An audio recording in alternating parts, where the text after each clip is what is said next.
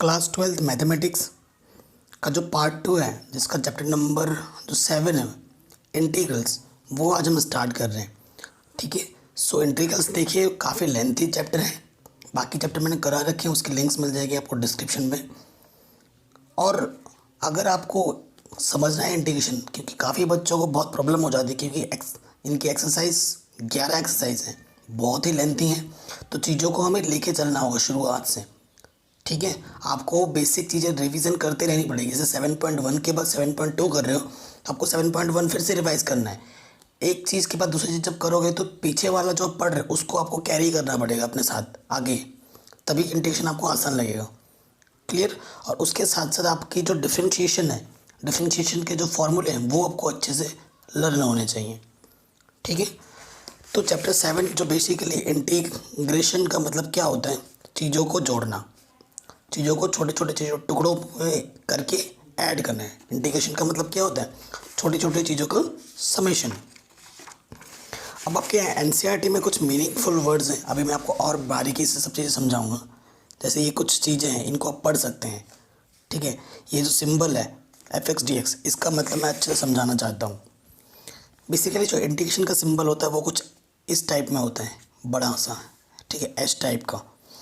आपको कोई function given होगा, सपोज करो फंक्शन f(x) लिखा है मैंने ना, तो ये x आपका इंडिपेंडेंट वेरिएबल है और इसी x के रिस्पेक्ट में आपको इंटीग्रेशन करना है। ठीक है। ये इंटीग्रेशन fx/dx। सो देखो ये क्या होता है, ये जो सिंबल है ये क्या है, symbol of integration, symbol of integration. ठीक। और ये fx क्या होता है, ये आपका फंक्शन होता है। fx एक फंक्शन को, जो भी आपको कोई फंक्शन दे रखा होगा जिसका आपको इंटीग्रेशन करना होगा। और ये dx क्या रिप्रेजेंट करते हैं, integration with respect to x। यहाँ पर x लिखा है तो x के रिस्पेक्ट में हमें डेरिवेटिव और इंटीग्रेशन करना है। ठीक है। यहाँ पर अगर y लिखा होता तो हमें y के रिस्पेक्ट में करना होता, अगर यहाँ पर z लिखा होता तो हमें z के रिस्पेक्ट में करना होता इंटीग्रेशन। तो ये मेन चीज़ होता है। ठीक है। ये सिंबल है हमारे इंटीग्रेशन का। इंटीग्रेशन भी दो टाइप के होते हैं, एक डिफाइनाइट, एक इनडिफाइनाइट। ठीक है। ये fx/dx है, ये हमारा fx क्या फंक्शन होगा, जिस फंक्शन का हमें इंटीग्रेशन करना होगा। और ये चीज़ क्या बताती है, किसके रिस्पेक्ट में आपको इंटीग्रेशन करना है। ठीक है। यहाँ पर x लिखा है तो हमने यहाँ x लिखा है, तो dx क्या सजेस्ट करता है कि जो आपको इंटीग्रेशन करनी है उस वेरिएबल के रिस्पेक्ट में करनी है। ठीक है। अगर x है तो x ही आपका वेरिएबल रहेगा, बाकी सारी की सारी चीज़ें क्या हो जाएंगी, कांस्टेंट। ठीक है। ये कुछ चीज़ें हैं जिनको आपको रिमाइंड हमेशा करना है। पेज नंबर 290 आता है आपके एनसीईआरटी में। देखो इधर लिखा होगा आपका डेरिवेटिव्स, इधर लिखा होगा आपका इंटीग्रल्स। ठीक है। इंटीग्रल्स को हम दूसरी लैंग्वेज में एंटी डेरिवेटिव्स भी बोलते हैं।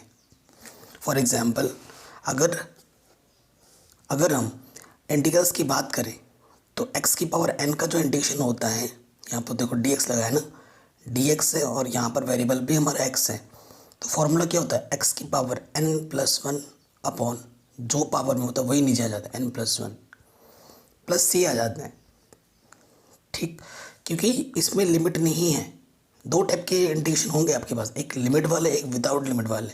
इसमें विदाउट लिमिट वाला है क्योंकि ऊपर से नीचे कोई लिमिट नहीं है, मतलब a to b 1 to 3 ऐसा कुछ नहीं है। जब नहीं होगा तो आपको प्लस c करना है, और इस c की वैल्यू कुछ भी हो सकती है, एनीथिंग। ठीक है। देखो जैसे इधर इसी का अगर इधर इंटीग्रेशन कर दोगे और इधर वो करोगे डेरिवेटिव, तो देखो यहाँ से सिर्फ xn बचेगा और इधर डेरिवेटिव लग जाएगा। देखो जैसे sin x का डेरिवेटिव d/dx का मतलब क्या होता है, डेरिवेटिव।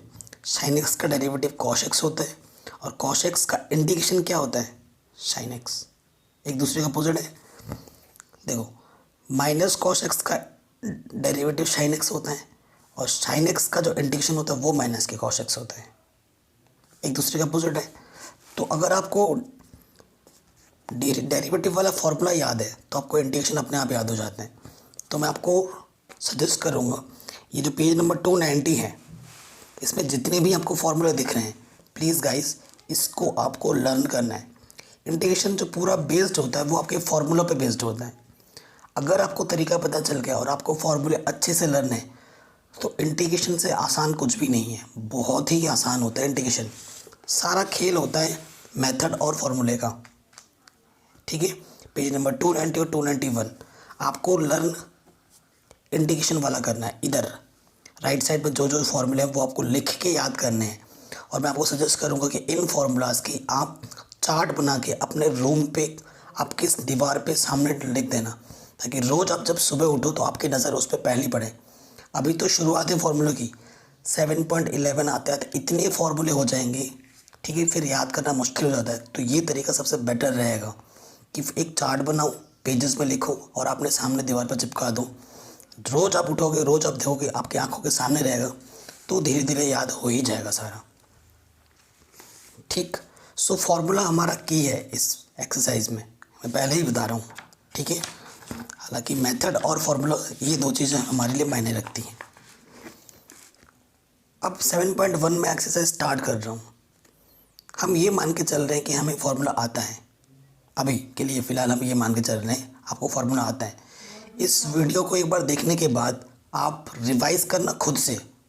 ठीक है, एक बार खुद देख लेना वीडियो को, और इसी को जब आप रिवाइज़ करोगे तो आपको फॉर्मूला याद कर लेना पहले, उसके बाद स्टार्ट करना, उससे पहले नहीं। तो एक्सरसाइज 7.1 स्टार्ट कर रहे हैं हम। क्वेश्चन 1 क्या बोल रहा है, फाइंड एंटी डेरिवेटिव और integral of the following function by method of inspection. देखो मेथड ऑफ इंस्पेक्शन, वैसे तो मेथड तो मैं सिखाऊंगा आपको, लेकिन सीबीएसई बोर्ड में बहुत कम पूछा जाता है इस मेथड को। ठीक है, तो मैं आपको बताऊंगा इस मेथड से भी और नॉर्मल जो तरीका है वो दोनों तरीके से, ताकि आपको दोनों का डिफरेंस पता लगे, क्योंकि इंस्पेक्शन मेथड से थोड़ा प्रोसीजर लंबा हो जाता है। ठीक है, अब देखो क्या करना है आपको। सबसे पहले मैं पहले इंस्पेक्शन मेथड तो बताऊँगा। सबसे पहले हमें फंक्शन क्या दे रखा है, sin 2x। अब यहाँ पर इंडिपेंडेंट वेरिएबल हमारा x है, तो यहाँ से मुझे पता लग रहा है कि मुझे x के रिस्पेक्ट में ही इंटीग्रेशन करना होगा। ये अब ये आपने फॉर्मूला याद किया होगा कि फॉर्मूला क्या होता है कि sin x का इंटीग्रेशन क्या होता है, -k cos x plus c, ये फॉर्मूला होता है ना। सो देखो यहाँ पर साइन है, यहाँ साइन था, तो इंटीग्रेशन का फॉर्मूले के अकॉर्डिंग क्या हो जाए, sin 2x का cos 2x। अब जैसे आप डेरिवेटिव करते थे, सपोज करो sin 2x का डेरिवेटिव क्या होता था, cos 2x, और 2x का मल्टीपल में 2 आ जाता था। डेरिवेटिव में मल्टीपल में आता था x का जो भी कोफिशिएंट होता था। इंटीग्रेशन में क्या होता है, डिवाइड में आ जाता है। x का कोफिशिएंट कितना है, 2, वो डिवाइड में आ जाएगा, प्लस c। ये आपका आंसर हो गया नॉर्मल मेथड से, जनरल मेथड से। अब बात करते हैं इंस्पेक्शन मेथड की। नाउ इंस्पेक्शन मेथड, इससे हम यूज़ करेंगे। ठीक है, इंस्पेक्शन मेथड में क्या होता है, देखो जो भी हमारे पास फंक्शन है sin 2x, साइन की चिंता मत कर, नहीं करना है। साइन मतलब जो हमारा नेगेटिव पॉजिटिव होता है ना, उसका चिंता नहीं करना है। हमें सोचना है कि मैं कौन सा फंक्शन का अगर मैं डिफ्रेंशिएशन करूँगा तो मेरे को sin 2x मिलेगा। कौन से फंक्शन का आप डिफ्रेंशिएशन करोगे तो आपको क्या मिलेगा, sin 2x मिलेगा। सोचो, वो चीज़ सोचनी होती है आपको कि ये जो हमें गिवन फंक्शन है, ठीक है, आप ऐसे लिख देना हियर f(x) इक्वल्स टू क्या दे रखा है हमें, sin 2x। अब आपको सोचना है, एंटी डेरिवेटिव मेथड है, नाम से पता चल रहा है कि किस चीज़ का डेरिवेटिव sin 2x होता है। तो ऐसे लिख सकते हैं d/dx। देखो मैंने बोला चिन्ह के बारे में नहीं सोचना है, cos 2x का डेरिवेटिव करोगे तो आपको sin 2x मिलेगा, है ना। तो यहाँ लिख दिया मैंने cos 2x, since d/dx cos 2x। अब इसका डिफरेंशिएशन करना है। डिफरेंशिएशन सभी को आता है। cos 2x का डिफरेंशिएशन क्या होगा, cos का क्या होता है, माइनस का sin x। ठीक है, और 2x, x क्वेश्चन कितना है 2, डेरिवेटिव कर रहे हैं तो यहाँ पर क्या लग जाएगा, मल्टीप्लाई में 2। क्लियर, कोई दिक्कत नहीं है। अब देखो ये dx इधर आके क्या हो जाएगा, मल्टीप्लाई में, तो यहाँ पर d cos 2x, और ये जो मल्टीप्लाई में 2 था, ये जो मल्टीप्लाई में 2 था उसको मैं क्या करूँगा, इधर ले आऊँगा तो ये क्या आ जाएगा, अपॉन में। ठीक है, और इस नेगेटिव साइन को भी मैं यहाँ ले आ रहा हूँ, और यहाँ क्या आ गया, साइन 2x dx, मतलब ये इधर आ गया और नेगेटिव और 2 को मैं इस तरफ ले आया, कोई दिक्कत नहीं है। अब मुझे इंटीग्रेशन करना है इस चीज़ का, मुझे क्या निकालना है, इंटीग्रेशन निकालना है, यही तो करना है ना, sine 2x dx integration, sine 2x dx तो आ गए, बस इंटीग्रेशन नहीं है। अब क्या करना है, इंटीग्रेटिंग बोथ साइड,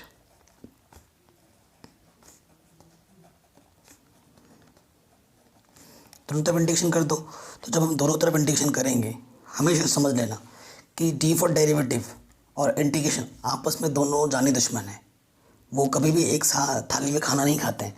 तो मैं देखो समझाने के लिए लिख रहा हूँ, एक्चुअली ऐसे लिखा नहीं जाता है, फिर भी मैं लिख रहा हूँ। ये इंटीग्रेशन का सिंबल है, ये डेरिवेटिव है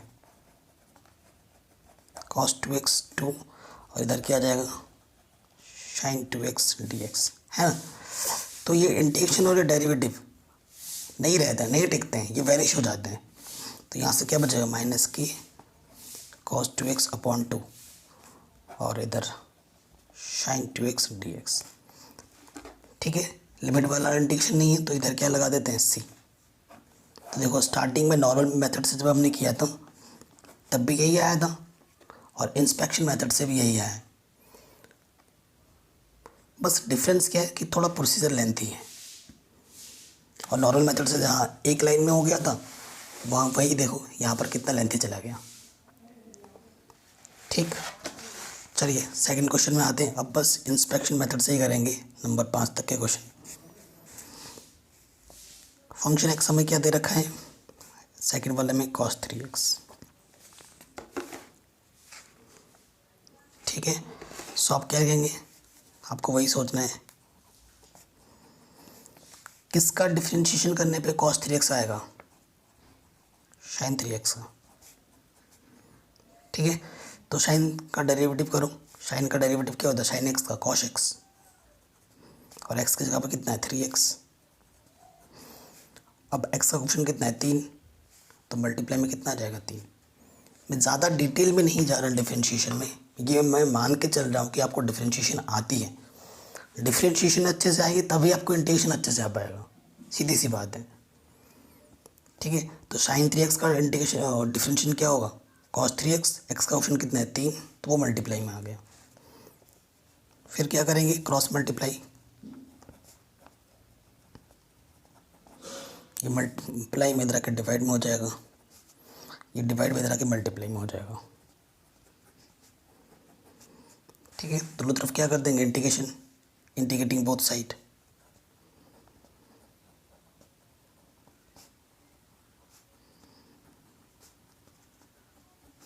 दोनों तरफ इंटीग्रेशन करेंगे तो देखो इंटीग्रेशन और डेरिवेटिव दोनों जाने दुश्मन है, इधर से तो हट जाएगा, यहाँ पर सिर्फ ये बचेगा, और यहाँ इंटीग्रेशन लग जाएगा, ठीक। इसी का मेरे को इंटीग्रेशन करना था, और इधर इंटीग्रेशन हो चुका है तो इधर प्लस सी लगा दो, ये आपका क्या आ गया आंसर, ठीक है, आराम से हो गया। थर्ड वाले पे आ जाऊँ। फंक्शन हमारे पास क्या है, e⁻²x, ठीक है। तो आपको पता है डेरिवेटिव में और इंटीग्रेशन में दोनों e⁻x का डेरिवेटिव भी e⁻x होता है, और इंटीग्रेशन भी e⁻x का इंटीग्रेशन भी e⁻x होता है, ठीक है। जब आप फॉर्मूला लर्न करोगे तो आपको देखने को ये चीज़ मिलेगी, तो वही चीज़ लिखोगे d/dx, e⁻x का डेरिवेटिव भी e⁻x ही होता है, तो यहाँ e⁻2x ही हमें लेना पड़ेगा। e⁻x का डेरिवेटिव e⁻x यानी कि 2x, और x का कोफिशिएंट कितना है 2, वो क्या आ जाएगा मल्टीप्लाई में, ठीक। ये मल्टीप्लाई में इधर के क्या हो जाएगा डिवाइड में,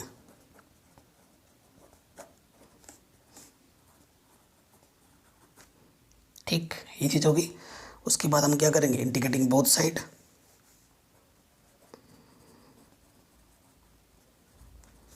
इंटीग्रेटिंग बोथ साइड जब हम करेंगे तो ये डेरिवेटिव वाला साइन हट जाता है, यहाँ सी लग जाएगा और इधर इंटीग्रेशन का सिंबल आ जाएगा, और ये हमारा क्या है आंसर। क्लियर, स्टेप बाय चल रहे हैं हम, कोई ज़्यादा टफ भी नहीं है, बहुत ही सिंपल मेथड है इंस्पेक्शन मेथड, बस डेरिवेशन के नॉलेज होना चाहिए। अब कुछ क्वेश्चन नंबर 4 पे आते हैं। फंक्शन हमारे पास है ax प्लस बी का स्क्वायर। हम क्या कर देख रहे थे, हम किसका डेरिवेटिव करने पे ये मिलता है, इस वाले फंक्शन को ये देखते हैं ना इंस्पेक्शन मेथड में। थोड़ा सा ये रफ काम है, नोट करके लिख सकते हो। देखो यहाँ तो थोड़ा भारी भरकम चीज़ लिखा हुआ है, मैं सिंपल ले लेता हूँ एक्स स्क्वायर। किस फंक्शन का मैं डेरिवेटिव करूँ कि मेरे को एक्स स्क्वायर मिले? सीधी सी बात है, जब भी ऐसे क्वेश्चन आएंगे ना तो बस इसकी एक पावर बढ़ा देनी है। किसका डेरिवेटिव करें तो हमेशा याद रखना, जो भी लिखा होगा उस पर 1 ऐड कर दो। तो देखो d/dx एक्स क्यूब हो जाएगा। एक्स क्यूब का डिफ्रेंशिएशन क्या होगा, पहले क्या होता है, फार्मूला क्या होता है, n(x(n-1), यही होता है फार्मूला। तो 3 सामने आ जाएगा, x2। हमें मेन फंक्शन से मतलब है, एक्स स्क्वायर था, यहाँ आया एक्स स्क्वायर, है ना। तो यानी कि हमें क्या करना होगा, 2 + 1 कर देना होगा। बाय इंस्पेक्शन मेथड सेंस करके लिख दोगे d/dx ax प्लस बी की पावर 3। ठीक, फिर आप क्या करोगे, यहाँ पर पहले n की जगह पर कितना है, 3 आ जाएगा। ax प्लस बी n-1 होता है, 3 - 1। आपको पता है डेरिवेटिव में क्या सॉल्व होती है, पहले पावर। ये मैंने पहले पावर सॉल्व की। अब अंदर का क्या होता है, डिफ्रेंशिएशन होता है, d/dx ax plus B. Differentiation का आना बहुत ज़रूरी है। तो इधर क्या होगा, 3ax प्लस बी का होल स्क्वायर, 3 में से 1 गया, 2 बचेगा। अब देखो यहाँ पर a, क्योंकि x के रिस्पेक्ट में डेरिवेटिव करना है तो a कांस्टेंट, d/dx x, फिर d/dx यहाँ क्या हो जाएगा, b। ठीक, सो यहाँ क्या बचा, 3ax प्लस बी का होल स्क्वायर। और यहाँ a, x का डेरिवेटिव क्या होता है, 1, b कांस्टेंट है, कांस्टेंट का डेरिवेटिव क्या हो जाएगा, 0। तो यहाँ से a × 1 a ही आ जाएगा, यानी कि 3ax प्लस बी का होल स्क्वायर, ये चीज़ बचेगी। और यहाँ पर हमारे क्या है, d/dx ax प्लस बी का क्यूब। फिर क्या करेंगे, ले जाएंगे, ये इधर आ जाएगा,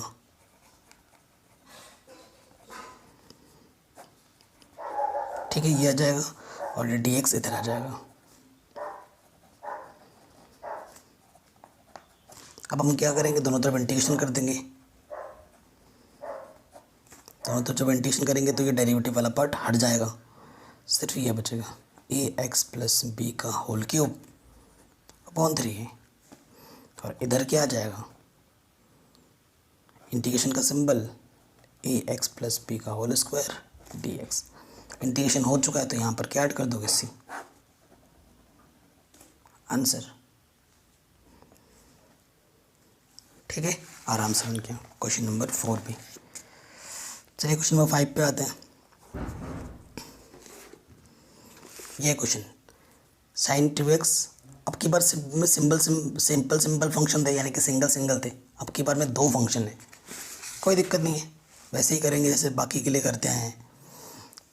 तो 5वें क्वेश्चन में हमारे पास क्या है, यहाँ i मान लेते हैं। i किसकी इक्वल है, sin 2x - 4e⁻3x। इसका हमें क्या करना है, इंटीग्रेशन करना है, ठीक है, इसका इंटीग्रेशन करना है। तो इंटीग्रेशन थोड़ा अलग अलग ले लो, sin 2x dx, इधर भी देखो 4 कांस्टेंट है, बाहर आ जाएगा, e⁻3x dx, ये चीज़। तो ये काउंट कर लेंगे और ये काउंट कर लेंगे, फिर वैल्यू पुटअप कर देंगे तो आंसर आ जाएगा। इसे इक्वेशन 1 मान लो, और इस वाले पोर्शन को i1 और इस वाले पोर्शन को i2 मान लेते हैं, ठीक है, और सॉल्व करते हैं, ठीक है।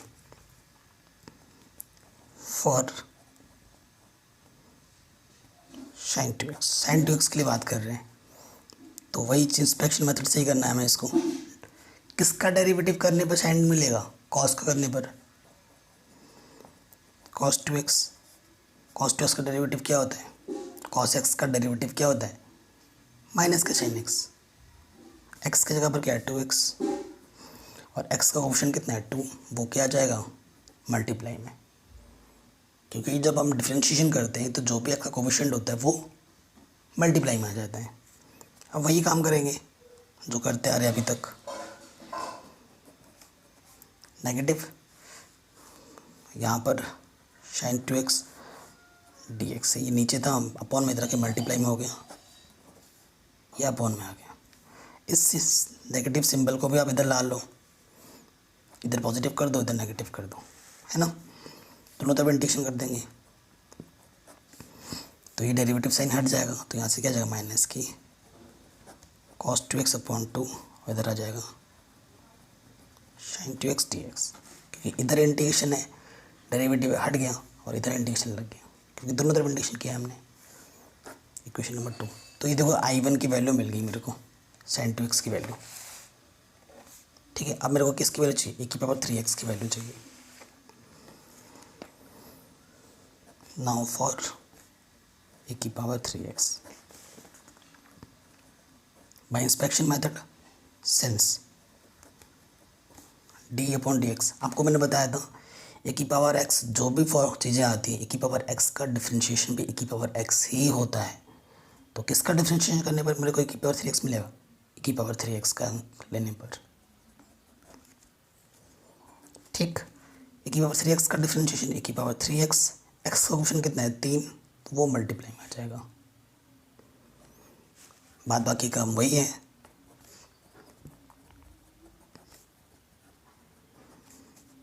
मैं मल्टीप्लाई में दे देगा डिवाइड में, दोनों तरफ इंटीग्रेशन कर देंगे, ये डेरिवेटिव से हट जाएगा,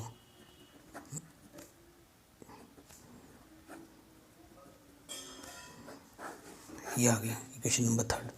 अब देखो e⁻3x का भी मिल गया मेरे को, अब मैं क्या करूँगा, इन वैल्यूज़ को उठाकर यहाँ पर रख दूँगा, put the value of I1 and I2 in equation first, ठीक है, प्रॉपर लिख दूँगा, put the value of I1 and I2 in equation first.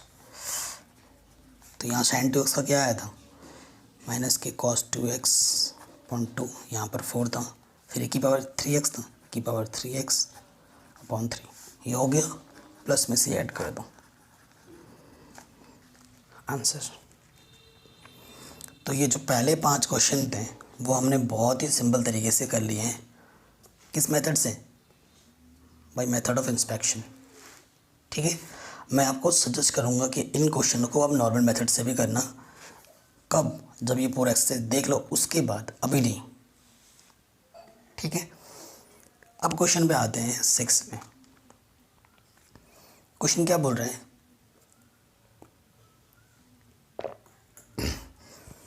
Find the following integrals in exercise 6 to 20।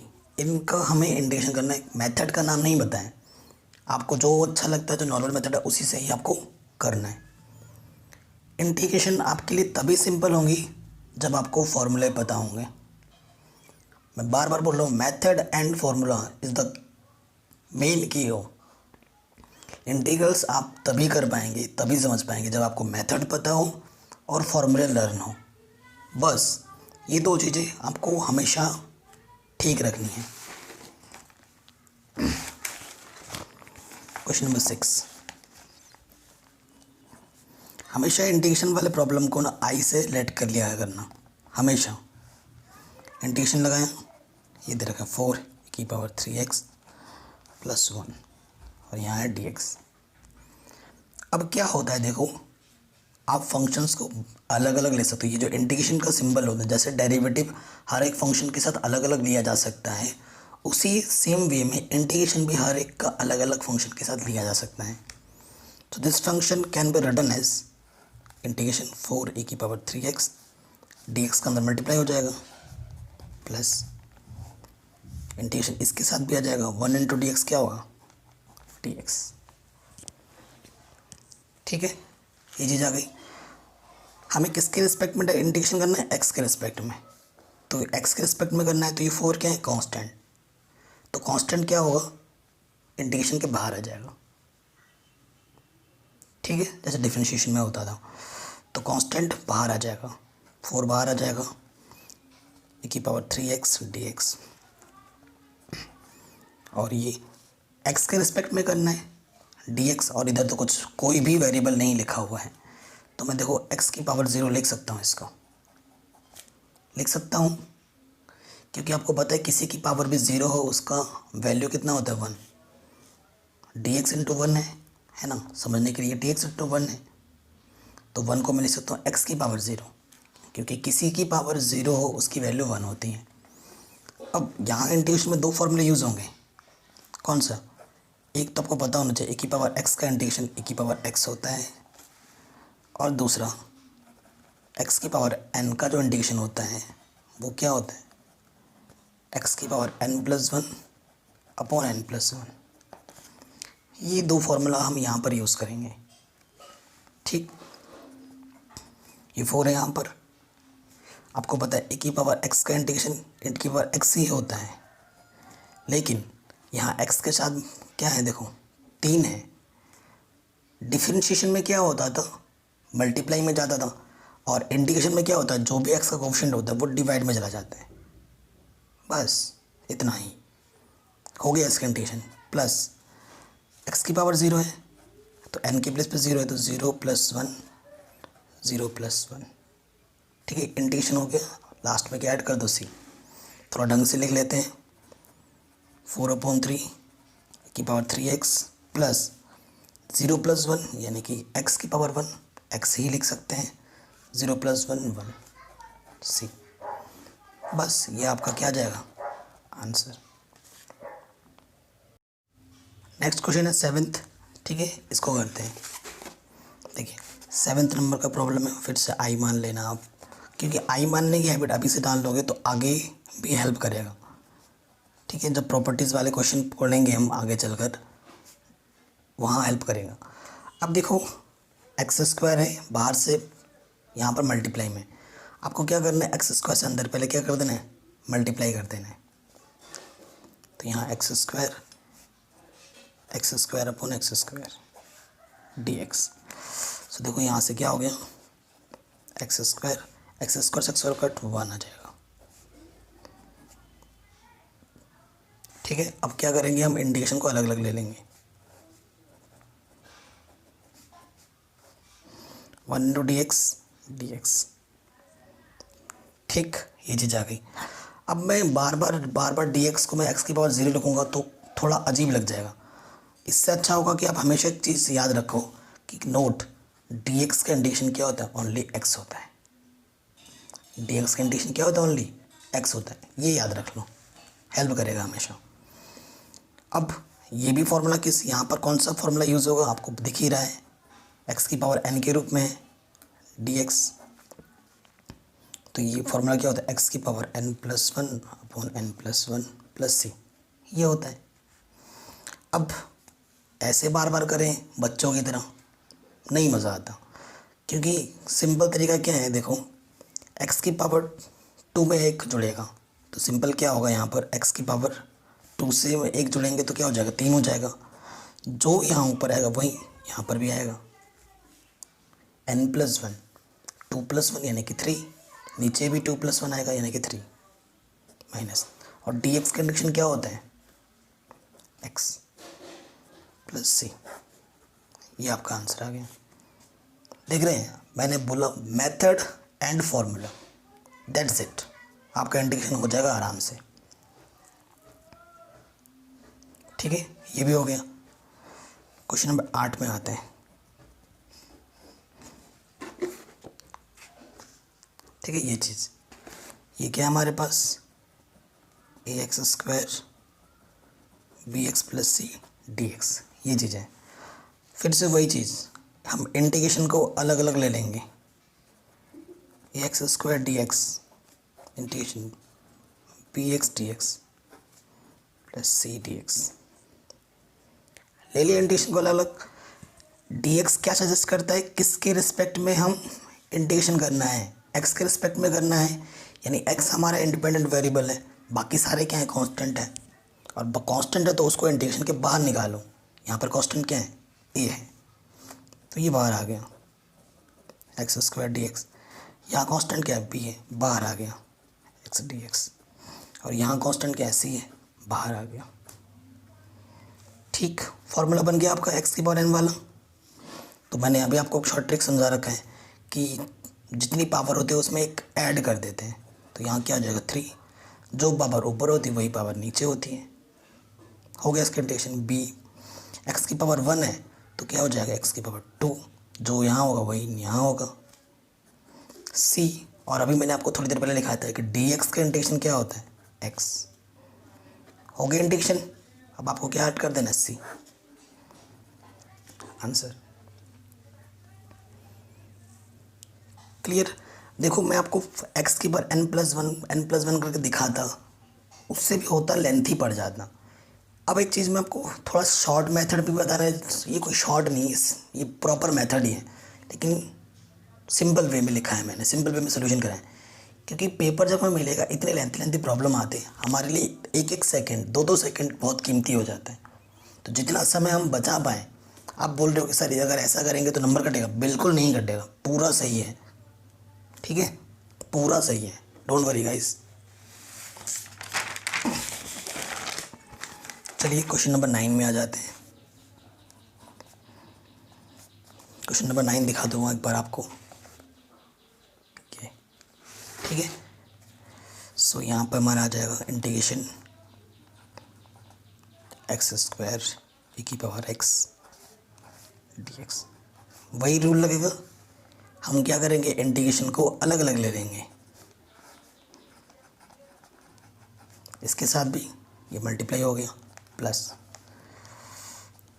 इसके साथ भी एक्स के रिस्पेक्ट में इंटीग्रेशन करना है हमें, तो ये 2 क्या है, कांस्टेंट है, वो बाहर आ जाएगा।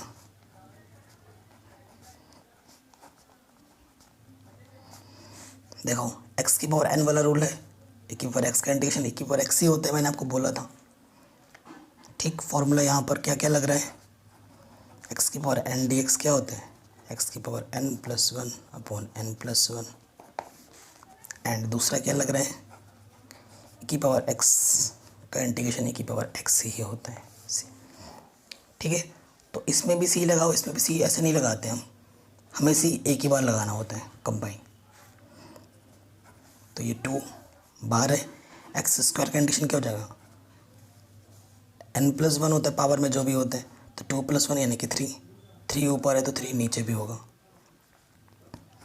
प्लस e की पावर x का इंटीग्रेशन क्या होता है, e की पावर x।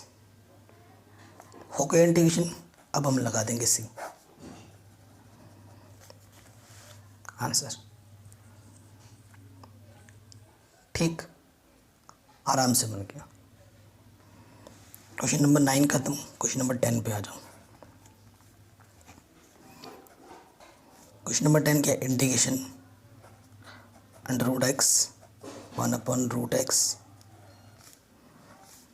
स्क्वायर, और बाहर क्या है dx, यानी कि मुझे को x के रेस्पेक्ट में इसको खोलना है, इंटीग्रेशन करना है। अब देखो ये 2 फंक्शन तो है, लेकिन उसके ऊपर में स्क्वायर लगा है, यानी कि पहले फंक्शन को एक्सपेंड करना है, मेरे को सॉल्व करना है। सो आपको पता है a माइनस बी का होल स्क्वायर क्या होता है, a का स्क्वायर b का स्क्वायर माइनस के 2ab, यही होता है। ये a के प्लेस पे, ये b के प्लेस पे है, इंटीग्रेशन ब्रैकेट के अंदर √x का स्क्वायर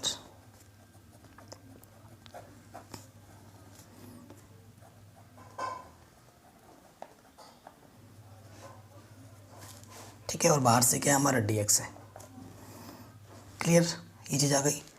अब देखो यहाँ से क्या हो जाएगा, इंटीग्रेशन रूट का स्क्वायर करने पे रूट हट जाता है, यहाँ से सिर्फ क्या आ जाएगा x, प्लस 1 का स्क्वायर 1 और x, √x का क्या होगा x, √x से √x कैंसिल, यहाँ से क्या आ गया 2, और बाहर से क्या है dx। ठीक है, ये चीज़ आ गई। अब हमें क्या करना है, इंटीग्रेशन को अलग अलग ले लेना है जैसे हम अब तक करते आ रहे हैं। तो यहाँ हो जाएगा x d x plus 1/dx 2dx। ठीक है, ये चीज़ हो गई। अब हम क्या करेंगे, देखो यहाँ पर 2 कांस्टेंट है, 2 बाहर आ जाएगा, x d x 1/x dx 2dx। अब यहाँ पर एक नया फॉर्मूला आ रहा है, क्या कि इंटीग्रेशन 1/x dx किसके होते हैं, लॉग मॉडुलस x के होते हैं। बाकी ये तो मैंने अभी बता रखा है, x के ऊपर n वाला फॉर्मूला यहाँ लगेगा और dx का तो x ही होता है इंटीग्रेशन। तो क्या हो जाएगा x² प्लस 1/x का कंडीशन क्या होता है, log x माइनस 2 dx का क्या होता है x।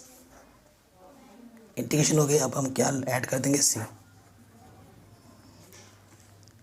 आंसर ठीक है, इजीली बन गया। चलिए क्वेश्चन नंबर 11 पे आते हैं।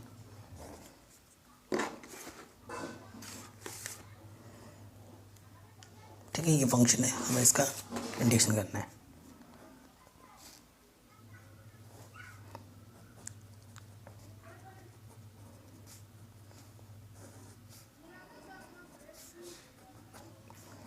अब देखो अब तक सिंपल फंक्शन आ रहे थे, इसमें x² आ गया अपॉन में। हमें क्या करना है, फंक्शन को अलग अलग डिवाइड करना है।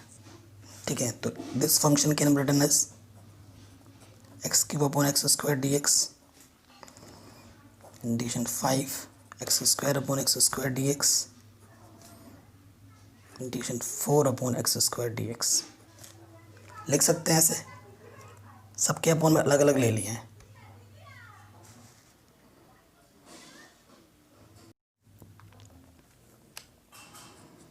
तो यहाँ से क्या आ जाएगा, देखिए x³ ऊपर है, x² नीचे है, तो पावर कम होती है, 3 में से 2 कम होंगे तो क्या बचेगा x।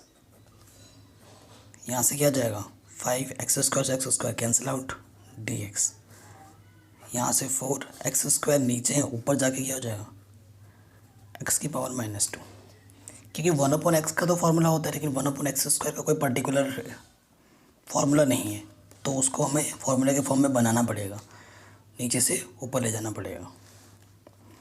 और ढंग से लिख लेते हैं इसको। देखो ये क्या है, ये तो x dx है, इसकी पावर 1 है, 5 बाहर आ जाएगा, कांस्टेंट है, यहाँ dx आ जाएगा, यहाँ से 4 भी बाहर आ जाएगा, x⁻² dx। तो ये किस फॉर्मूले पे का यूज़ होगा, यहाँ पर इस फॉर्मूले का। ठीक, इस फॉर्मूले का यूज़ करेंगे हम। तो यहाँ से क्या हो जाएगा n+1 यानी कि 1+1 क्या हो जाएगा 2, ऊपर 2 है तो नीचे भी 2, 5। dx कंडीशन आपको पता है क्या होता है x 4, यहाँ क्या जाएगा x⁻² + 1 -2 + 1। इंटीग्रेशन हो गए, c ऐड कर दो। अब ढंग से लिख लेते हैं x² 5x -2 + 1 माइनस बचेगा, माइनस माइनस क्या हो जाएगा प्लस, से यहाँ 4 आएगा, और x⁻² + 1 ये। और ढंग से लिख लेते हैं इसको, x इनवर्स नीचे जाके क्या हो जाएगा x। ये आ गया हमारा रिक्वायर्ड आंसर। ठीक, कोई दिक्कत नहीं है।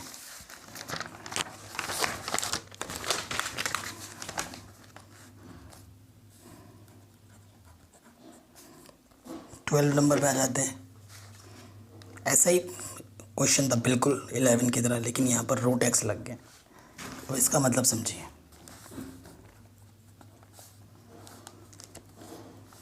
देखिए यहाँ क्या है x³ 3x + 4 और नीचे क्या है √x dx। तो इसमें भी आपको क्या करना है, अलग अलग ले लेना है, बट ध्यान रखिए रूट का मतलब होता है हाफ पावर में। ठीक है, रूट का मतलब क्या होता है पावर में हाफ। तो ये ऐसे लिख लीजिएगा इसको,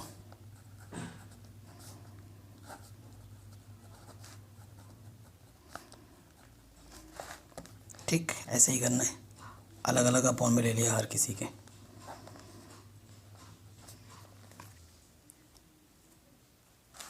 अब डिवाइड में पावर क्या होता है, माइनस होता है। ठीक, ये 3 कांस्टेंट है, ये बाहर आ जाएगा, और डिवाइड में इसकी पावर कुछ नहीं तो 1 है, माइनस हो जाएगा। 4 कांस्टेंट बाहर था, और x की पावर प्लस का हाफ ऊपर जाके क्या हो जाएगा, माइनस का हाफ dx। ठीक, ये चीज़ हो गई। सॉल्व करते हैं थोड़ा। 3 दूनी 6, 6 में से 1 गया 5, 3, 1 में से हाफ माइनस करेंगे तो क्या जाएगा, हाफ, 4 माइनस हाफ dx। तो फॉर्मूला क्या बन रहा है यहाँ पर, x की पावर n वाला फॉर्मूला बन रहा है।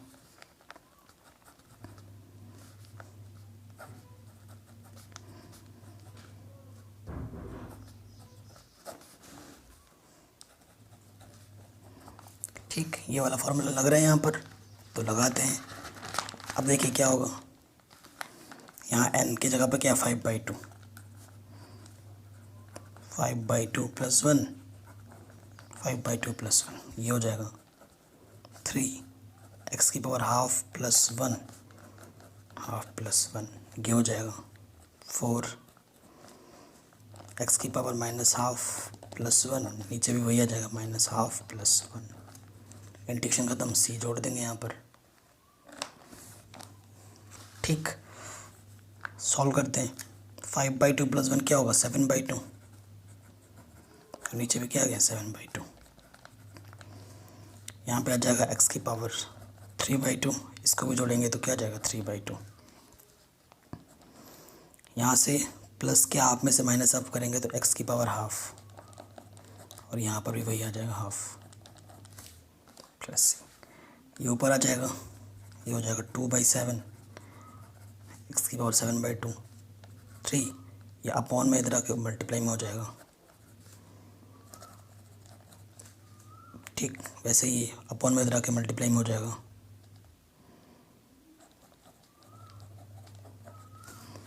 तो यहाँ से क्या जाएगा, 2/7, x की पावर 7/2, 3 से 3 कैंसिल आउट, 2 बचा, x की पावर 3/2, 4 2 ज़ा 8, x की पावर हाफ प्लस c। तो ये हमारा आंसर आ जाएगा।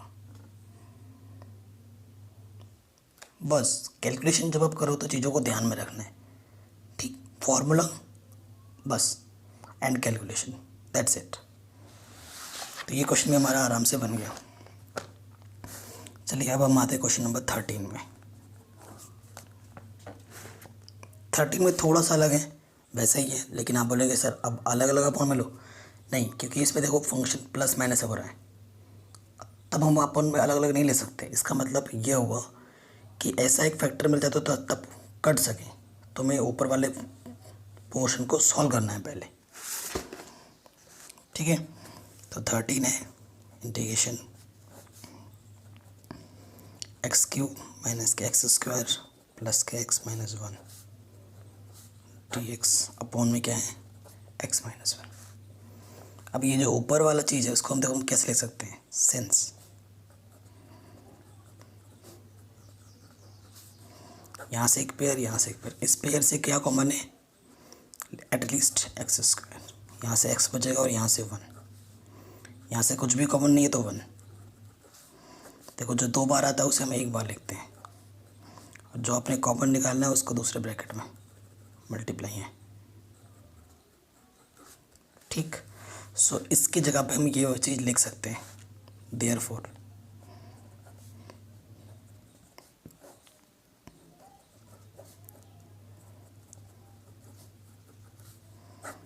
लिख सकते हैं ऐसा, और नीचे क्या है, x - 1 डिवाइड में है, मल्टीप्लाई में है, तो क्या हो जाएगा, कैंसिल आउट। तो यहाँ से क्या बचा, x² + 1 dx। अब वही काम जो अब तक हम करते आ रहे हैं, इंटीग्रेशन को अलग अलग ले लो, x² dx 1 dx का मतलब dx।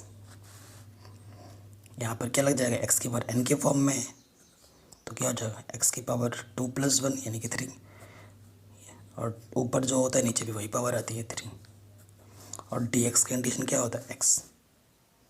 इंटीग्रेशन हो गया है, c ऐड कर दो, आंसर।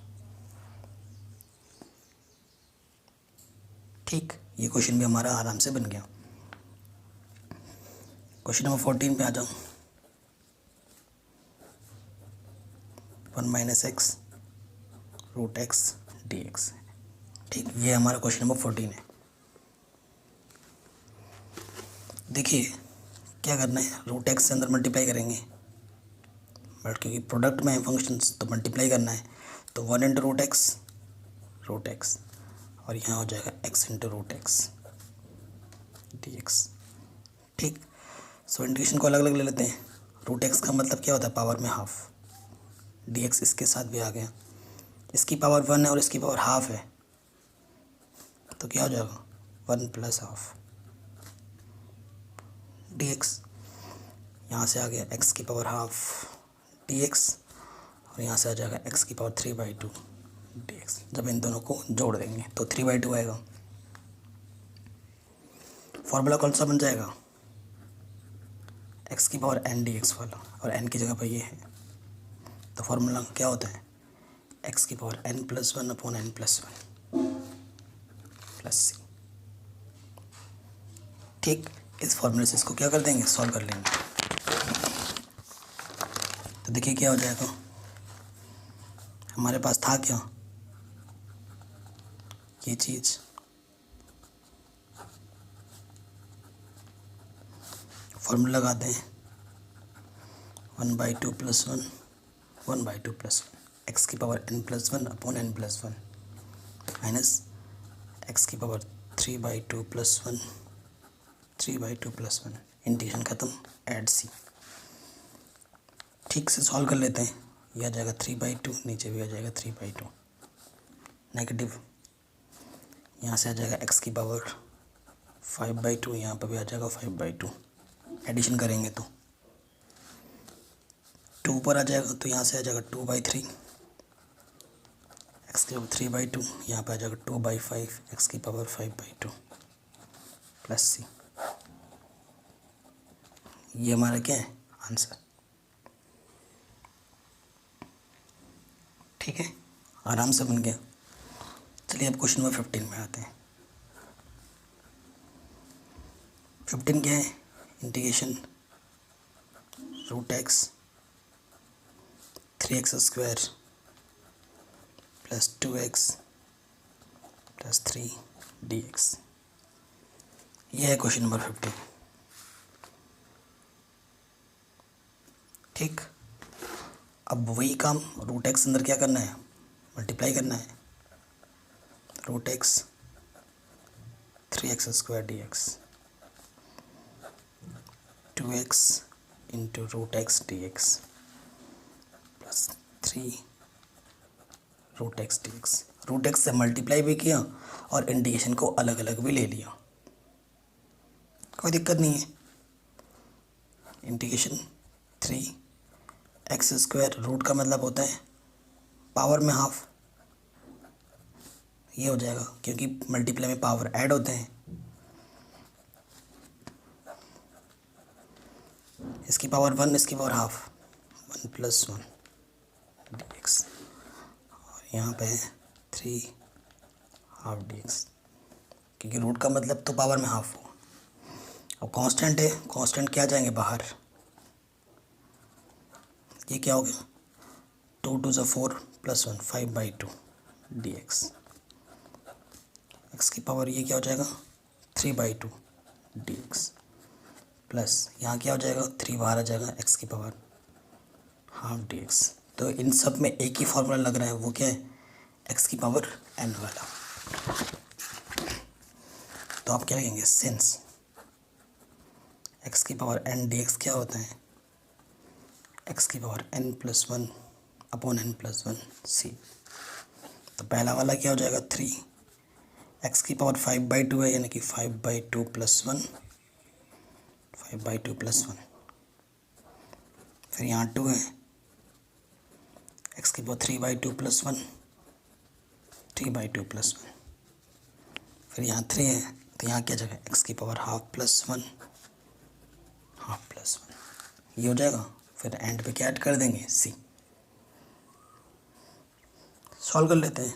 3 ये क्या आ जाएगा 7/2, 7/2, यहाँ जाएगा x⁴ 5/2, ऐड करेंगे तो यहाँ पर भी 5/2, यहाँ जाएगा 3/2, इनको सॉल्व करोगे तो और नीचे भी आ जाएगा 3/2, 2 ऊपर चला जाएगा तो यहाँ 6/7, x⁴ 7/2, 2 ऊपर जाएगा, 2 2 क्या हो जाएगा 4/5, 3 से 3 कैंसिल हो जाएगा, 2 ऊपर चला जाएगा, x⁴ 3/2 + c। सॉल्व कर लिया ढंग से, यही हमारा क्या हो जाएगा आंसर। ठीक है, तो ये हमारा आंसर आ गया, कोई दिक्कत नहीं है। चलिए क्वेश्चन नंबर 16 पे आते हैं।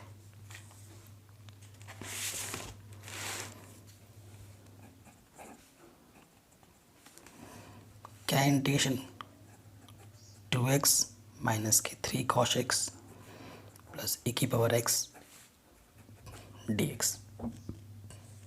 ठीक, इंटीग्रेशन को वही काम अलग अलग लेना है।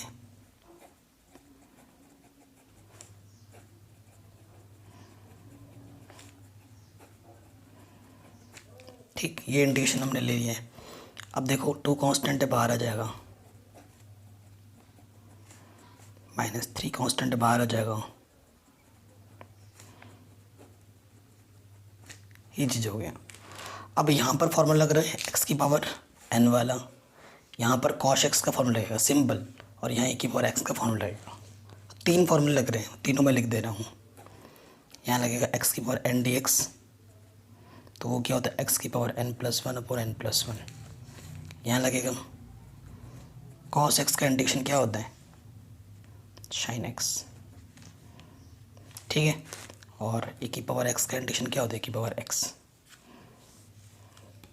क्लियर, तो ये तीनों फॉर्मूलों को हम यहाँ पर रख देंगे। x⁴ 1 है तो क्या हो जाएगा x⁴ 2/2, क्योंकि पावर में 1 ऐड हो जाता है, 1 + 1 2, नीचे भी 2 आएगा। 3 cos x का इंटीग्रेशन क्या होता है sin x। ठीक, प्लस और e⁴x का इंटीग्रेशन भी क्या होता है e⁴x। इंटीग्रेशन ख़त्म, क्या ऐड कर दो c, तो ढंग से लिख लेते हैं। यहाँ है x², यहाँ है -3 sin x, यहाँ e⁴x + c, और ये हमारा क्या गया आंसर। ठीक, कोई दिक्कत नहीं है। मैंने बार बार बोला कि जो फॉर्मूलों का खेल है, method and formula, that's it. चलिए क्वेश्चन नंबर 17 पे आते हैं। 17 नंबर पे क्या है हमें 2x² - 3 sin x 5√x dx, ये चीज़ है। तो वही काम करेंगे जो हम करते आ रहे हैं, इंटीग्रेशन को अलग अलग ले लेंगे।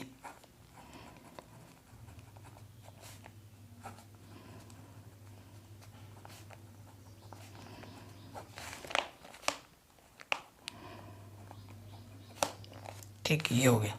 अब क्या करेंगे, कांस्टेंट टर्म को बाहर ले लेंगे, 2x² dx, 3 बाहर आ जाएगा,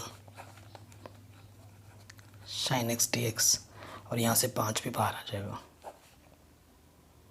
तो देखो यहाँ √x है, तो √x को मैं हाफ लिख देता हूँ पावर में, क्योंकि रूट का मतलब पावर में हाफ होता है। सो फॉर्मूला यहाँ पर लगेगा, और यहाँ पर कौन सा लग रहा है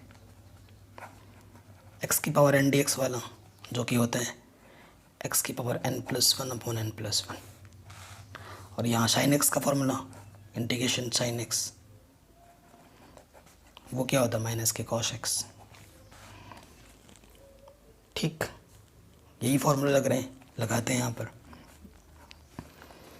एक्स स्क्वायर है तो क्या हो जाएगा, पावर में एक जुड़ जाते हैं एक्स क्यूब, और नीचे भी वही आ जाएगा एक्स की पावर n+1 अपॉन n+1।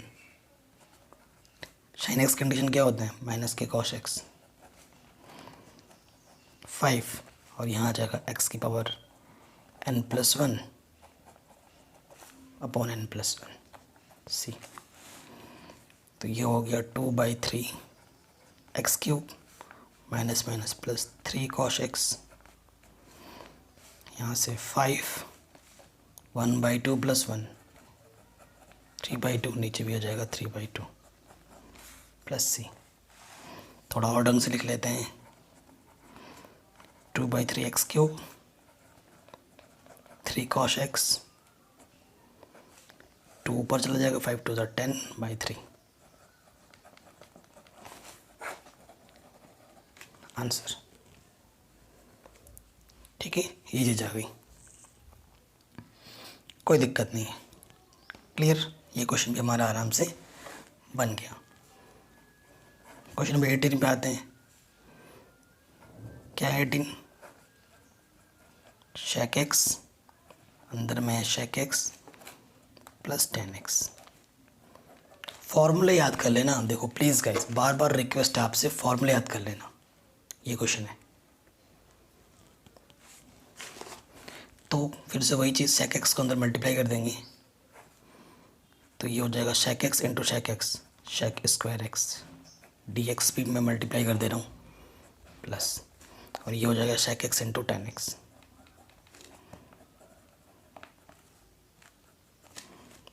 ठीक, ये चीज़ हो गई।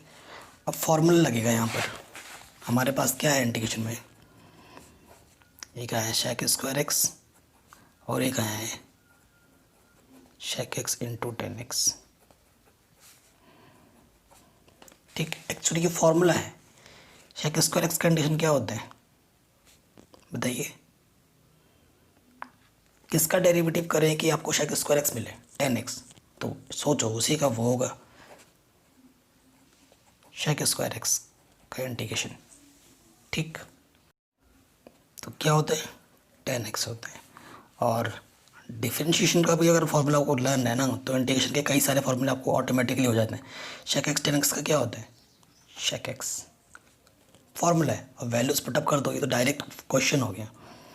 शेक स्क्वायर एक्स की जगह पर क्या आ जाता है integration 10x plus shake x 10x का इंटीग्रेशन क्या होता है शेक एक्स, ठीक, प्लस सी। देखो चुटकी में हो गया। कैसे हुआ, तभी हुआ जब हमें फॉर्मूला याद है। फॉर्मूला याद नहीं है तो पूरा दिन बीत जाएगा, क्वेश्चन हिलेगा नहीं अपनी जगह से। ठीक, अब आते हैं क्वेश्चन नंबर 19 में।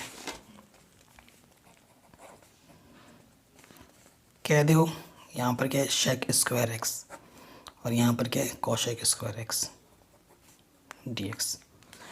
सो मैं आपको बताना चाहता हूँ, जब भी ऐसे फंक्शंस हों, इंटीग्रेशन ऊपर अलग नीचे अलग ऐसे नहीं होता है। फंक्शन को पहले सिंप्लीफाई करना होता है, जैसे अभी तक हम करते आ रहे थे पहले, है ना। अपोन में कुछ होता तो हम अलग अलग अपोन में लेके सिंप्लीफिकेशन कर रहे थे, तो यहाँ पर भी हमें सिंप्लीफिकेशन करना है, क्योंकि आपको पता है सेक स्क्वायर का मतलब होता है 1/cos स्क्वायर एक्स, और कॉशेक स्क्वायर का मतलब होता है 1/sin स्क्वायर एक्स। इसकी मल्टीप्लाई इसके साथ, डिवाइड इसकी मल्टीप्लाई इसके साथ। सो यहाँ से क्या हो जाएगा साइन स्क्वायर एक्स, 1 जा साइन स्क्वायर एक्स, नीचे क्या जाएगा cos square x d x. तो यहाँ पर क्या जाएगा 10 स्क्वायर एक्स डी एक्स। अब देखो 10 स्क्वायर एक्स का कोई फॉर्मूला नहीं होता है, कोई भी इंटीग्रेशन का फॉर्मूला नहीं है, तो आपको पता होगा 1 + 10 स्क्वायर एक्स क्या होता है शेक स्क्वायर एक्स। उधर ले जाओ, यानी कि मैं 10 स्क्वायर एक्स की जगह पे क्या ले सकता हूँ शेक स्क्वायर एक्स माइनस के 1 लिख सकता हूँ, लिख दूंगा मैं यहाँ पर।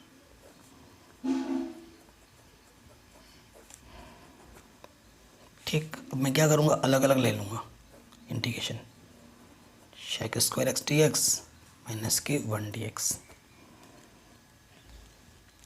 और जस्ट थोड़ी देर पहले ही मैंने बताया था कि शेक स्क्वायर एक्स का इंटीग्रेशन क्या होता है 10x, तो मैं यहाँ रख सकता हूँ। और dx का इंटीग्रेशन क्या होता है x, नोट करके मैंने स्टार्टिंग पे ही लिखवा दिया था प्लस सी। सिंपल, ये आ गया आपका आंसर, बड़ा आसान था। देखिए बाकी चैप्टर भी मैंने करा रखे हैं, ठीक है, उनकी लिंक्स मिल जाएगी डिस्क्रिप्शन में, या फिर आप प्लेलिस्ट पे जाके भी देख सकते हैं। और बेहतर प्रिपरेशन के लिए आप हमारा मेंबरशिप प्लान ज्वाइन कर सकते हैं, जो कि 499 है अभी फ़िलहाल। 1 साल की में सिर्फ एक ही बार पेमेंट करनी होती है। ठीक, क्वेश्चन नंबर 19 हो गया। क्वेश्चन नंबर 20 पे आ जाऊँ। क्या हमारे पास 2 - 3 sin x upon cos square x dx। सो वही काम है, अलग अलग ले लेंगे। 2 cos स्क्वायर एक्स माइनस के 3 sin x cos x into में 1/cos x लिख सकता हूँ मैं इसको ऐसे dx। इसके साथ भी ले लिया अलग है और इसके साथ भी अलग ले लिया, cos स्क्वायर एक्स को लिख सकते हैं ना ऐसे। अब देखो 1/cos स्क्वायर एक्स क्या होता है, sec स्क्वायर एक्स। ठीक, 3 1/cos x क्या होता है, sec x, और sin/cos x क्या होता है, tan x। कांस्टेंट है, बाहर आ जाएगा।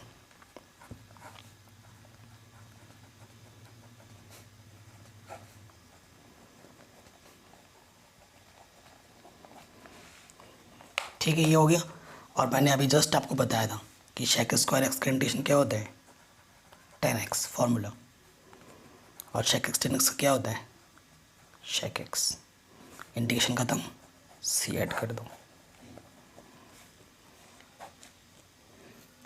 फॉर्मूला बने। फॉर्मूला याद है, चुटकी में हो गया। ठीक है, क्वेश्चन नंबर 20 तक हो गए हमारे पास। अब आते हैं क्वेश्चन नंबर 21 में।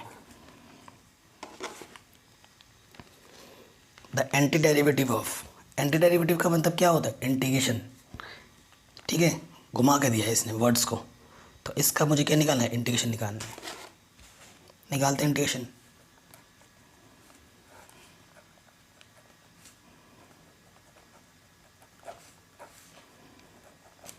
ठीक, ये चीज़ हो गई। क्या करना होता है, इंटीग्रेशन को अलग अलग ले लो। रूट का मतलब होता है पावर में हाफ dx।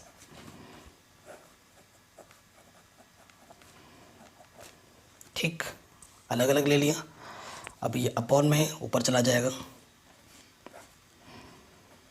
तो वैसे का वैसे ही रहेगा। और ये अपॉन में ऊपर जाके प्लस का है तो माइनस का हो जाएगा।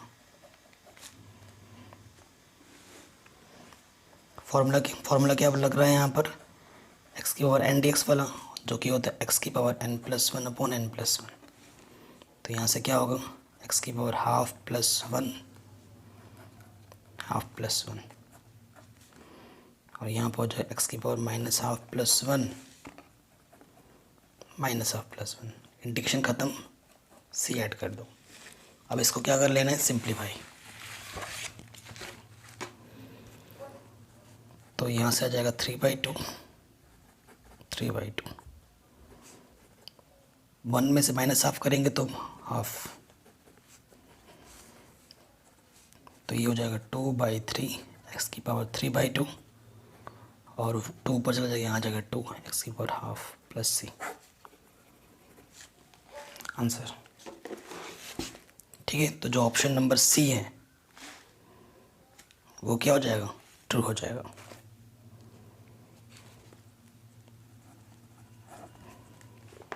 अब आता है क्वेश्चन नंबर 22 में। ठीक, बहुत इंपॉर्टेंट है। कह रहे इफ़ d/dx fx से अगर ये हो और f2 का मान 0 हो तो fx क्या होगा।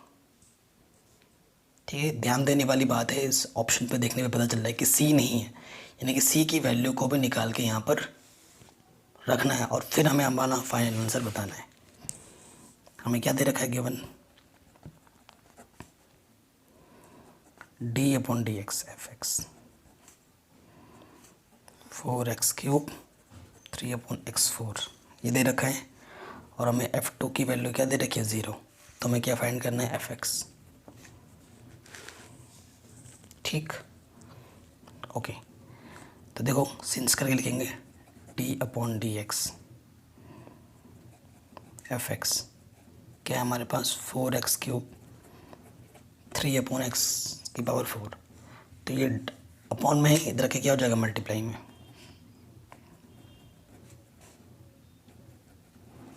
इसके साथ भी और इसके साथ भी, ठीक, कोई दिक्कत नहीं है। अब डेरिवेटिव हमें फंक्शन निकालना है तो इस डी को हटाना है। डी कैसे हटेगा, जब हम दोनों तरफ इंटीग्रेशन करेंगे। फिर क्या बोल देंगे, इंटीग्रेटिंग बोथ साइड। इंटीग्रेटिंग जब करेंगे तो यहाँ से सिर्फ fx बचेगा और यहाँ पर इंटीग्रेशन का सिंबल आ जाएगा 4x³ dx माइनस के 3, इसके साथ भी इंटीग्रेशन, इसके साथ भी इंटीग्रेशन। इंटीग्रेशन है 4 बाहर आ गया, x³ dx 3 बाहर आ गया, x⁴ है, ऊपर जाके क्या हो जाएगा x⁻⁻4, ठीक। x⁻n वाला फॉर्मूला लगाएंगे यहाँ पर 3+1 3+1 -4+1 -4+1 प्लस c, और इधर क्या चला है fx, तो ये हो जाएगा 4x⁴/4, 4 से 4 कैंसिल, x⁻³ बचेगा, तो 3 से 3 कैंसिल, माइनस माइनस प्लस हो जाएगा, तो यहाँ आ गया x⁴ प्लस x⁻⁻³ यानी कि ये नीचे आ जाएगा x³ + c। इक्वेशन नंबर 1 हो चुका है। बस हमें क्या चाहिए, यहाँ पर c की वैल्यू चाहिए, ठीक है, c की वैल्यू चाहिए। c की वैल्यू कैसे निकलेगी, क्वेश्चन में क्या बोला है कि f2 की वैल्यू क्या देगी 0, मतलब जैसे ही आप x की जगह पर 2 रखते हो तो ये वाला फंक्शन क्या हो जाएगा 0। मैं 0 रख दूँगा यहाँ पर और x की जगह पर क्या रख दूँगा 2, तो 2⁴ 2⁵ + c। सॉल्व करेंगे तो ये प्लस का है, इधर आके क्या हो जाएगा माइनस का, और c की वैल्यू हमारे कितनी मिल जाएगी -129/8। सॉल्व जब करोगे और c की वैल्यू जब आपको क्या करना है यहाँ पर रख देना है, सो आंसर क्या आ जाएगा आपका x⁴ 1/x³ -129/8, ये आपका आंसर आ जाएगा। यानी कि जो आपका ऑप्शन नंबर ए है वो बिल्कुल क्या हो जाएगा, सही हो जाएगा। तो ये 7.1 हमारा पूरा कंप्लीट हो गया है। नेक्स्ट वीडियो में जो हम सीखेंगे वो सीखेंगे method of integration by substitution, ठीक है। काफ़ी ज़बरदस्त एक्सरसाइज है, ये हम सीखेंगे नेक्स्ट वीडियोज़ में। 7.2 में 39 क्वेश्चन है, सो एक एक करके सारा सॉल्व करेंगे, ठीक। अगर वीडियो अच्छी लगी हो तो प्लीज़ लाइक करो, शेयर करो, चैनल पे नए हो तो सब्सक्राइब करो, नोटिफिकेशन बेल को ज़रूर प्रेस करो, ठीक। प्रीवियस इसके क्वेश्चन भी करा रखे हैं। बेहतर प्रिपरेशन के लिए आप हमारा मेंबरशिप प्लान प्लीज़ ज्वाइन कर लो, जो कि बहुत ही चीप है और बहुत ही बेस्ट है। एक्सरसाइज 7.1 स्टार्ट करना है। तो क्वेश्चन 1 क्या बोल रहा है, फाइंड एंटी डेरिवेटिव्स और integral of the following functions by method of inspection. देखो मेथड ऑफ इंस्पेक्शन बहुत ही कम पूछा जाता है सीबीएसई बोर्ड में, मैंने बहुत कम आते हुए देखा है, बट डोंट वरी गाइस, मैं बताऊंगा आपको मेथड ऑफ इंस्पेक्शन भी। मेथड ऑफ इंस्पेक्शन से क्या होता है कि कैलकुलेशन थोड़ी लेंथी हो जाती है, और नॉर्मल इंटीग्रेशन से भी मैं इन क्वेश्चन को कर दूंगा ताकि आपको दोनों का जो डिफरेंस है मेथड का वो पता लग जाए। सो पहला क्वेश्चन है sin2x, ठीक है, स्टार्ट करते हैं। पहला क्वेश्चन, ठीक है, इंटीग्रेशन का सिंबल नहीं दिया है तो हमें लगा लेना है, ठीक है। sin2x, x इंडिपेंडेंट वेरिएबल है तो यहीं से पता लग गया कि मुझे को dx लगाना पड़ेगा यहाँ पर, क्योंकि x ही हमारे इंडिपेंडेंट वेरिएबल है। अब ये जो क्वेश्चन है मेथड ऑफ इंस्पेक्शन से मैं भी करूँगा थोड़ी देर में, पहले मैं नॉर्मल मेथड से बताना चाहता हूँ, ठीक है। आपको बताना चाहता हूँ, देखो इंटीग्रेशन sin x का क्या होता है -cos x + c, यही होता है। अब देखो साइन की जगह पर क्या है,